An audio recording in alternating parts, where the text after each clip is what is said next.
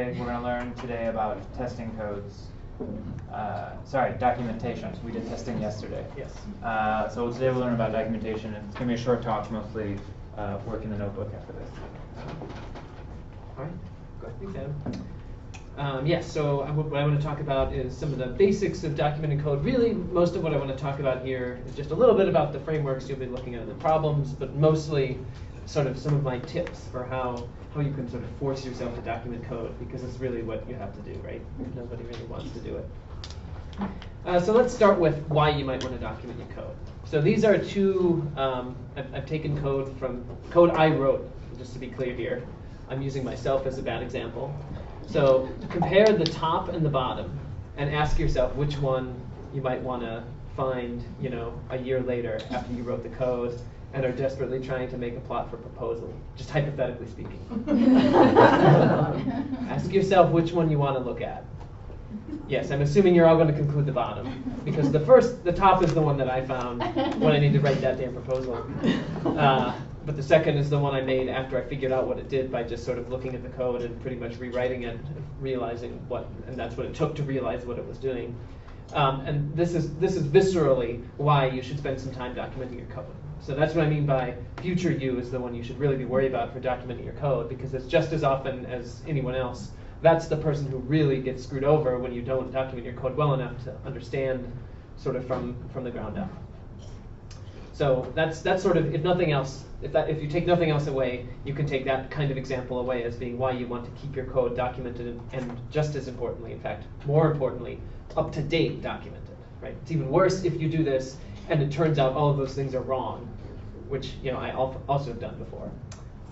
But that's even worse. So making the documentation and keeping it up to date. So I also want to though make a distinction between sort of two different modes of documenting. To be clear, these are not very distinct modes. Sometimes one blurs into the other. You can go back and forth between them. But there is something of a difference in how you think about these things, right? The difference is the first one is what you might call sort of dirty or not too careful coding, which is what you often do when you're in science mode, right? You're just exploring the data, trying to do something. In that case, really the motivation is primarily, as I was just saying, really for you, because probably you might at first think nobody else is going to look at it, and in fact they probably will, but it's probably still going to be mostly you looking at it. But the other reason is that it's really important for reproducibility, right? Both your ability to reproduce your work in the future, and if it turns into a paper, if somebody else comes along and says, like, I don't understand why you got your results, you should be able to tell them, right? It's one of the tenets of science is that you should be able to tell them, here is how it happened. And if your code is not documented well enough for you to answer that question, you are not actually doing science because it's not reproducible. So that's the sort of the science mode why you'd want to do documentation. But there's a slightly different set of motivations if what you're doing, right? And this is why I say it's blurry, is because often that turns into that. But sometimes in advance for sure that you're writing your code for lots of other people to consume because you're contributing to some shared library or working on a large project like LSST where lots of people are going to be looking at it.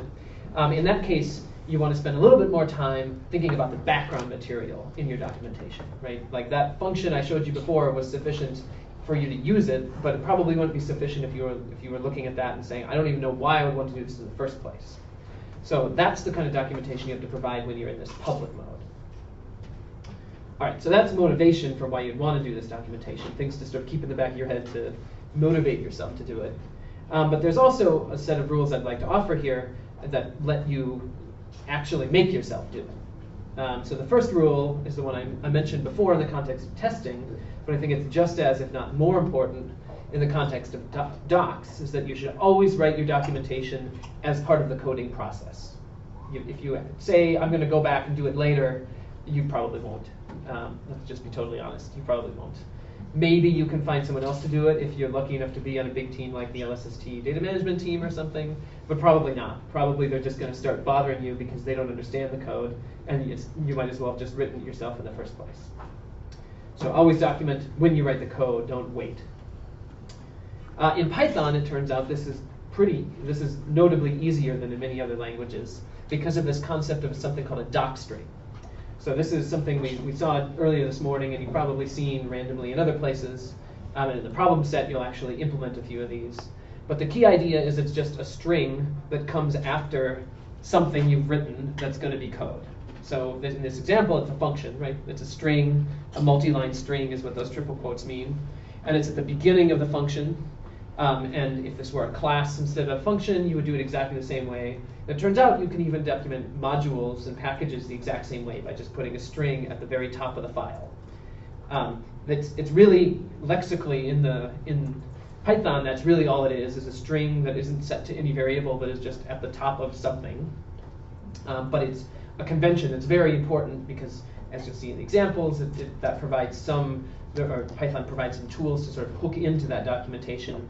And it's a way that's sort of a canonical way in the language to write documentation as you code, right? So it's a way Python has said, this is how you can do it. So that encourages you to do it. Another thing to keep in mind, right, the thing that will help you make documentation is the same thing that Adam was talking about yesterday, and I was harping on a number of times. The importance of writing your code in modular pieces, meaning don't just write one big function that says do the science. Write a bunch of functions. The projector doesn't really make that very visible, but you'll have to trust me. It's the difference between a couple different functions that have different sort of levels of modularity. And as long as you can split it up into a number of different pieces, it's a lot easier to write documentation that documents sort of the interfaces between those pieces. And then it's a lot easier to really figure out the whole thing because there's just more pieces to put a story together, which is really what you're doing when you're reading someone's code, is putting a story together. The other guideline is the one I just kept saying, and I keep repeating over and over again because I think it's really, certainly for me, it's the driver that motivates me to do most of this kind of stuff. Is that you want to write documentation that future you can understand, right? That you, who hasn't thought about this in months to years, can look back on and be like, oh yeah, I get it, right? You don't need to write your docs so that someone who's never seen code or done any astronomy before can understand in most cases, but you should at least have it so that someone with a background vaguely similar to yours can understand it, because that's basically what future you is. Sometimes they even have less background than you, it turns out.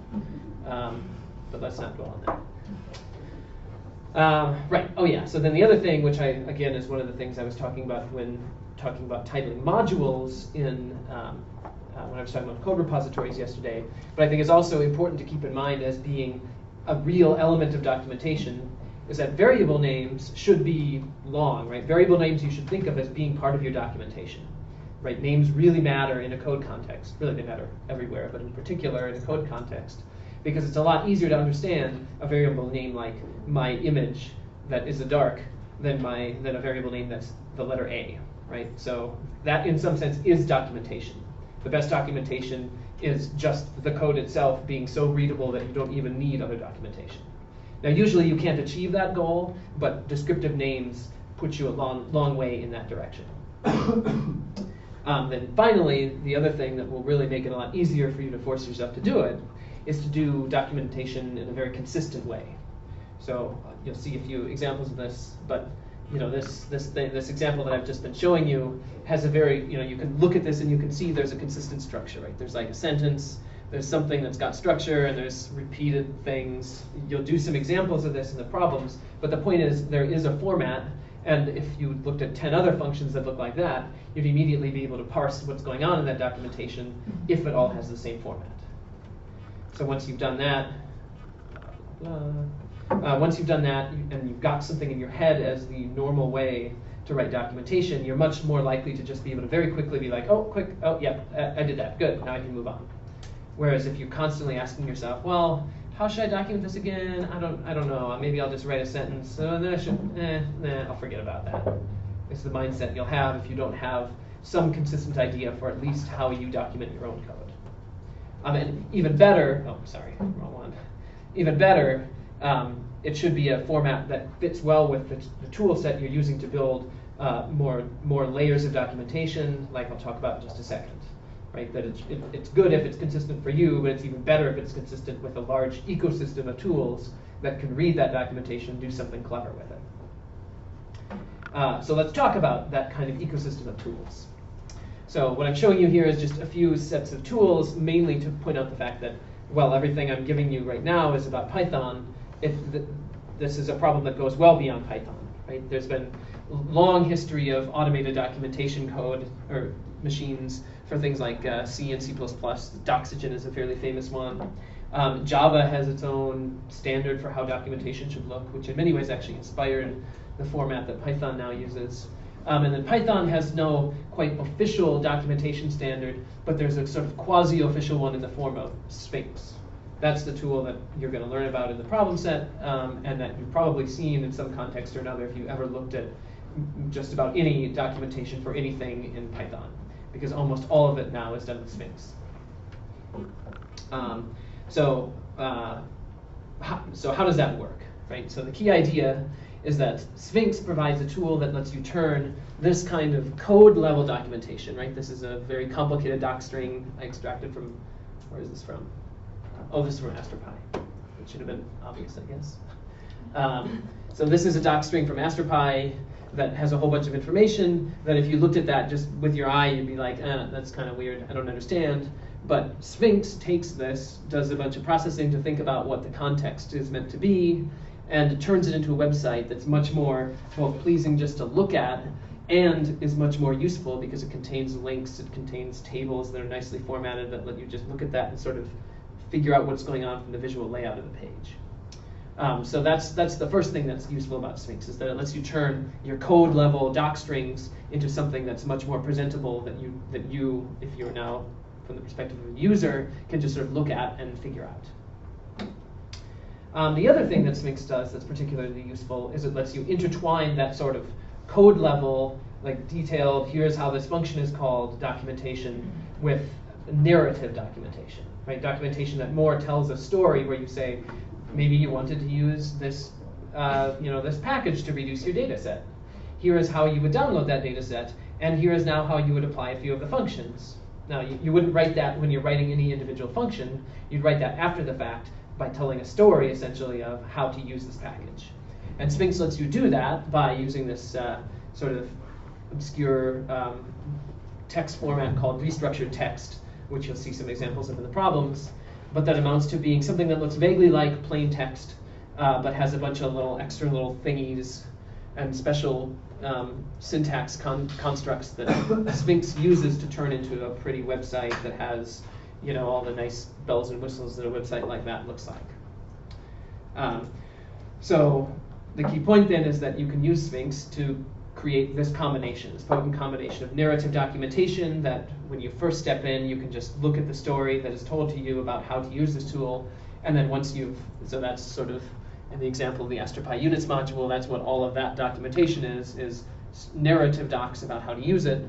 But at the same time, it also gives you the what do I type in Python to make it work level documentation that I would call sort of reference documentation. So documentation tools are pretty much complete if they can provide you with those capabilities.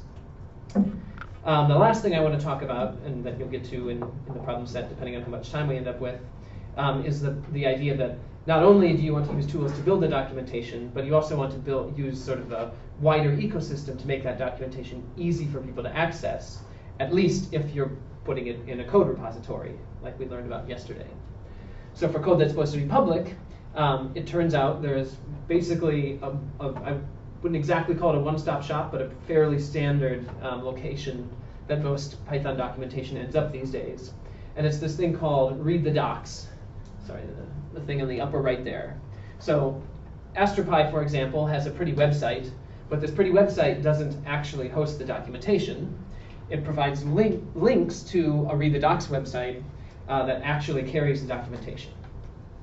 Right, so that's what's going on over here. That's the readthedocs.org website that has generated the documentation directly from the source code. So inside the software repository, you store both the code itself and the documentation, and you regenerate it every time something changes in the code. So in concept, this is very similar to continuous integration, which was about the tests, but in this case, it's more about the documentation, that every time there's a significant change in AstroPy, GitHub sends a message out to read the docs that says rerun or rebuild the docs. And then it does, and that lets you, in that tiny little box in the bottom right corner, if you were to go to the AstroPy docs, you'd see you can actually go back and look at all of a huge range of different versions of AstroPy's documentation and see how it changes over time, or see how you can use the AstroPi version you might have installed on your system right now, even if that's not the most recent one. So that's the beauty of these sort of tools. There's a few other places to host docs like this. In particular, LSST has developed one that's well suited for their needs. I forget what it's called, LSST the docs or something like that. But the point is, this is something that lets you host the documentation online relatively easily without having to spend a lot of time configuring servers or something like that. So in just the same way that Travis lets you test your code without having to spend any of your hard-earned CPU hours on your computer, this does the exact same thing, but for your documentation. All right, so now we can move on to the problem sets, but before we do that, I just want to leave you with a few thoughts. You should never do the thing of, I know I should document it, but I don't have time, I'll go back and document it later after it's all working. If you take that mindset, you probably won't.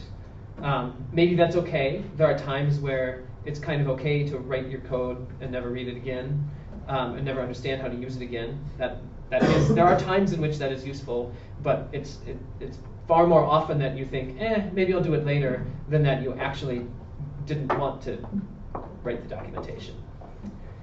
You should also write your code in chunks that are documentable, right, in some sort of fairly modular fashion, and document particularly how these pieces talk to each other, because it'll make it a lot easier in the long run to connect more things to it.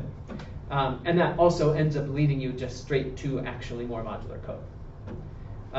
Right, so those are the main things I want to talk about. Go ahead with the problems. Sorry, before problems, are there any questions? Oh, yes, sorry. Should have said that. Questions? For read the docs, do you have to pay for that service if you're a student, or is it? Nope, it's read the docs is completely free using the donated compute from Rackspace, I think, some company that makes way more money than any astronomers do. I mean, it doesn't take very much compute at all to build documents, so it's not that expensive from sort of a CPU hours point of view. It's much more expensive to actually maintain the website, right? Like the people who run it are the main source of the cost for read the docs, and there's a couple, like some donors basically pay for it. Questions? Can you create a flowchart, just like Docstring? You can create some flowchart based on the code. Oh, you mean like a flowchart of how the pieces of the code connect together, basically. So Sphinx provides some tools for doing that. So Read the Docs does not. All Read the Docs knows how to do is run Sphinx. I mean, not just Sphinx. It knows how to run various documentation tools. Sphinx is just the most common one. Sphinx knows how to do some of that. You'll see one example of that in the problems. But Sphinx is somewhat limited in what it can do in that respect. But there have been a bunch of Sphinx extensions that have been developed as third-party extensions that make that better. The most relevant one for me, at least, is for AstroPi. We developed a much more complicated way of doing that is much more flexible than the existing, what's built into Sphinx, basically.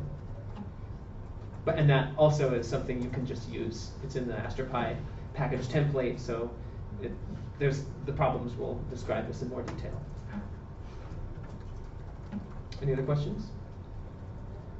I promise they're not all going to be answered with do the problems. All right.